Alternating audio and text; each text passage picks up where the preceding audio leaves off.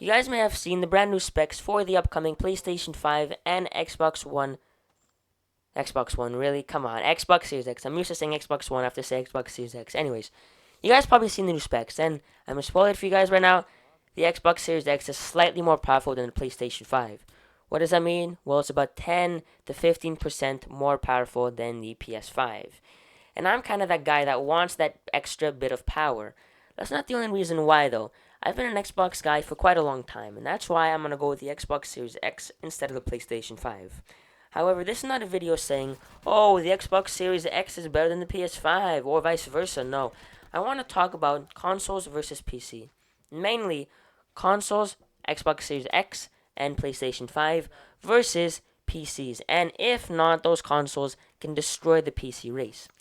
Now, let's look at the information. Well, consoles are going to be about the new consoles, Series X and PS5, are going to be about 500 to 600 bucks. I don't see them going anywhere under 500. On top of that, they'll be running 4K 120 FPS. That's kind of crazy.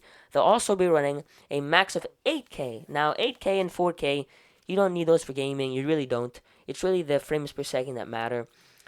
However, PCs before these new consoles were the only way of playing 8K or 4K 120 FPS.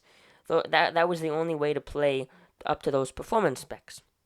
And on top of that, PCs, they have 100 times, 1,000 times more games than what they do on consoles. And that's because, well, you can do anything on a PC. You can create games on a PC, and then you end up releasing them to then play them on a PC. And on top of that, games run much better on PCs than they do on consoles. Because, well, PCs, they can go up to 1,500, 2,000 bucks, and those are the entry-level PCs. So, PCs, they have that hardware that the consoles do not have. However, those were for the Xbox One and PS4. Now you basically have a mini PC with the Xbox Series X and PlayStation 5. Because, well, they will be really damn powerful. I mean, they're going to have, 12 teraflops? Well, that's for the Xbox Series X. That's pretty damn powerful if you ask me. So, these consoles are going to do very, very, very, very, very well. However, they won't dethrone PCs. And that's simply because of the platform.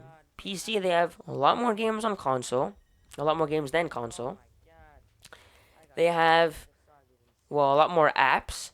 You can interact with a lot more things on PC, right? There's a lot more apps. You can create games using those apps on PC and then release them to the world.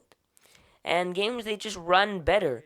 Now, for the casual gamer, I don't see them going for $1,500 PCs just because they run better than consoles. No, obviously, they're going to go with the cheaper one. I mean, look at parents. Parents don't care whether or not the PC has that much better performance. It has 200 this or 500 that or 12 this. They just don't care. They want to go for the cheapest option for the kid, and that's why they're going to go for consoles.